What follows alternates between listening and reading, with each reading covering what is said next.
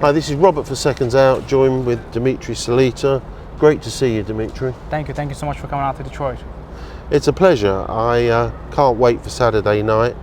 But looking at your progression, I remember following you as a fighter, but now as a promoter, you seem to be making great strides. And if I'm right, Saturday night will probably be your biggest fight that you've promoted on your own since you've entered the promotional business. Yes, it's quite significant for many different reasons. First of all, this is the first night of professional boxing in this beautiful arena, Little Caesars, home of the Pistons, home of the Red Wings. The UFC had events here, WWE had events here, but never professional boxing. And Detroit is not just some town, it's one of the towns with the richest history in the sport of boxing. And we've been working on bringing back championship boxing to the city of Detroit for many years, and kind of all the stars lined up. Clarissa coming off the biggest win of her career, looking for the next meaningful thing to do, and the best thing for her to do was to fight right here in her homecoming in the city of Detroit. Very grateful that we were able to put it together, and since this is a brand new venue and a venue that has never did boxing before, it's a lot of great work and a lot of new experiences, but very grateful to this venue, very grateful to the zone. It's going to be a fantastic night of boxing. Before we talk about the main fight and all of the trials and tribulations with the main event, tell me a little bit what the fans should look out for on the undercard.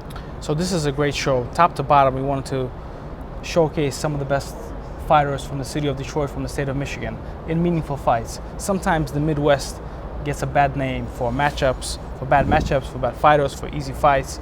So we wanted to showcase these young, talented fighters in competitive matchups. So as an example, Joshua Pagan, national champion, fighting a 9-0 fighter in his toughest fight of his career against Ronell Barnett. We have Davell Smith from the Crown Boxing Gym, 5-0, fighting an opponent. Christian Woods, who's 4-0. Joseph Hicks, U.S. Olympic team captain, 6-0, taking a huge step up in competition. The first televised fight in the zone, fighting Antonio Todd. Antonio Todd was in Detroit last year, and he fought my fighter, Hugo Santana, who was world rated at the time, and he scored an upset win. So he's a very good fighter, very experienced. Big step up for Joseph Hicks. In the co-main event, we have Adriel Holmes versus Wendy Toussaint, also a very competitive fight. So this is really a great show. These guys are not big names yet, but I believe that they're on their way, and all of them are going to get tested on Saturday night. You told me earlier that Davell Smith, people are calling him the next Tommy Hearns. Well, he grew up in the Crown Boxing Gym. He's a tall, big middleweight, and is associated with many of the people that Tommy Hearns was associated with. He has a lot of heart, likes tough fights, has proven himself, has beaten several undefeated fighters in his short career. Unlike Tommy Hearns, he did not have an extensive amateur career. He turned pro fairly early, won the Big Four tournament, which he entered only being 1-0 WBC Big Four tournament.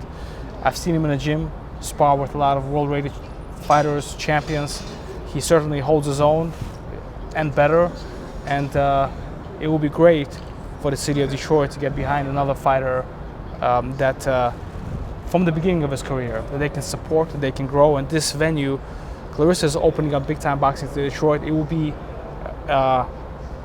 not fair, I guess, or misused, so to say, if we did not showcase the next generation, and to showcase the next guys that in a year or two will be able to headline in this building. Obviously, we've got to move on to the main event now. And what was it like a week out getting that phone call that there was a problem with the opponent? Well, I joke that I had a mini heart attack because so much depended on this. Obviously, the venue depended on a significant fight. Our deal with the zone depended on a significant fight, and it's very rare that you get a step up from the original opponent. And we were lucky enough to make a deal and to search for the right opponent and find a step up. Maricela is rated #1 in the 3 of the sanctioned bodies, so she was going to be the mandatory anyway.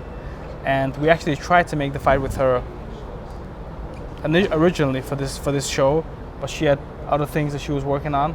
And as she said, she was in the gym getting ready for a fight. And as they say, when you stay ready, you ain't got to get ready. and she took this opportunity. She's in shape, she's very motivated, and I think it's going to be a great fight and really a showcase for Clarissa, because Clarissa is a type of fighter. She's great, and she gets even better when the pressure's on her. And coming from the UK, being in front of 20,000 fans that were booing her, rooting for Savannah Marshall, coming back home, opening up this building for boxing, I say that it's almost as significant or as significant as the Joe Louis Fist that's in downtown Detroit. Detroit has so many symbolisms of boxing. The Joe Louis Arena, that's no more, but it was a host to an array of events. Joe Louis Fist in downtown. Sugar Robinson is from Detroit. Eddie Futch, Emmanuel Stewart, Crown Boxing Gym, Tommy Hearns, Taylor Kenty. I mean, the list goes on. So for Clarissa to be kind of the new face of this rich boxing tradition, as a woman, as someone who grew up in Flint, Michigan, which is some miles down the block, is really incredible. And I believe there's no better person in the world of boxing to open up big-time boxing in Detroit than Claressa Shields. So, I've got to ask the question, what's your prediction for Saturday night? Prediction for Saturday night, great enthusiastic crowd and a sensational performance by Claressa Shields. She has a lot of pressure on her.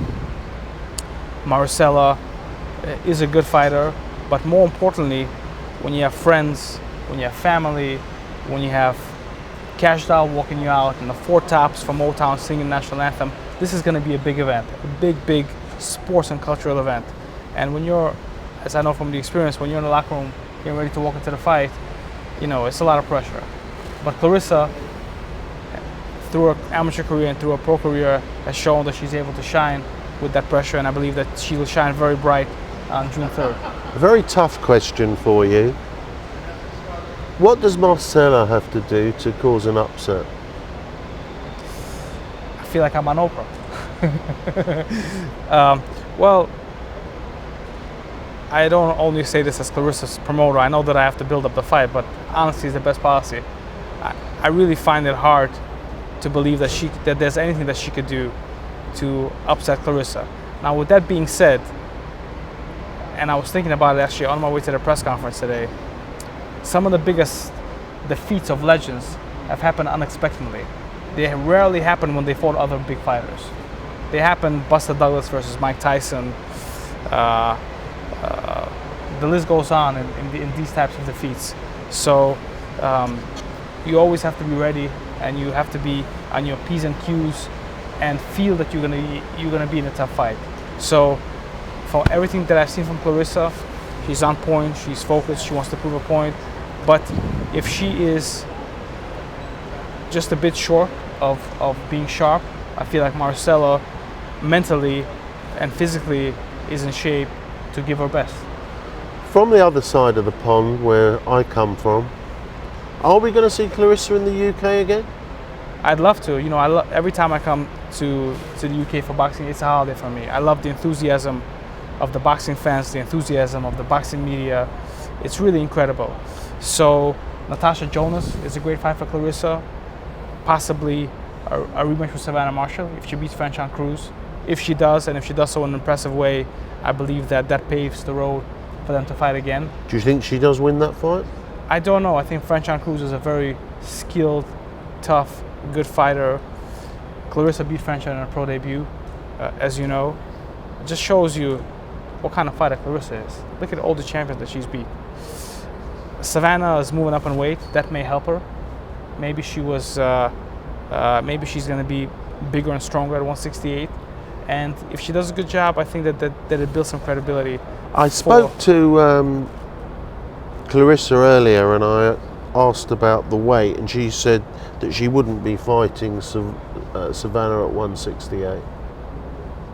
Okay. So Clarissa has a great boxing IQ. You know, when I was sitting there ringside, one of the best fights I've ever seen. It was very competitive, but Clarissa won every second of every round. Savannah would land shots, and Clarissa would come back with 4 or 5 punch combinations. And she was very smart to adjust, knew when to take breaks, knew when to fight, knew when to counterpunch. And it was a really great fight and great for women's boxing that we can see such high level of performance in women's sports, in women's boxing. And certainly I believe that if both can progress, the interest for this fight is going to be there. And Clarissa can come to the UK, but Savannah can come here as well. If Savannah is a true champion and really wants to be great, she has to avenge that loss in the United States. So obviously we would welcome her here at Little Caesars Arena. I think it would be tremendous. There's a direct flight from London to Detroit, pretty short, 6 hours. So if it doesn't get cancelled. If it doesn't get cancelled.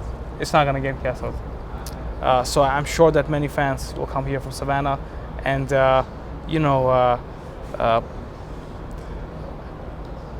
Clarissa went out there, she put it all on the line in the Lion's Den. And now Savannah should come over here. We're going to make it a very pleasant experience for her. If, Saturday night goes well, ticket sales looking good? Ticket sales looking great. There's actually not a lot of big ticket sales in the sport of boxing unless they fight super fights. And Clarissa, when we did our shows in Flint and now the show in Detroit, is really doing phenomenal. And I think we're going to have a sold-out crowd on Saturday night. Amazing. One last thing before we wrap up. So we have, as if Saturday night wasn't enough, turn the clock forward another week and you're promoting another show on another television channel. Yes, so I believe in boxing has to be inclusive, not exclusive, so that boxing fans and the boxers can get the best opportunities and the best fights. And I'm very grateful for the show that we have on June 9th, the Hall of Fame weekend on Showtime. 6 undefeated fighters, all putting it all on the line, 3 titles on the line. A really incredible event. In the main event, Ali Ismailov, who I believe is the best light heavyweight in the world, only 10-0, fighting Charles Foster, who's 22-0. Ali is the USBA champion, rated number 5 in IBF. Foster was the former NABA champion, rated number 14 in the IBF. So very rarely do you see guys only with 10 fights take such big steps in competition. But I really believe that Ali will shine. Where is that fight taking place? That fight is taking place at Turning Stone on the Hall of Fame weekend, broadcast live on Showtime. Dmitry Salita, thank you so much. Thank you.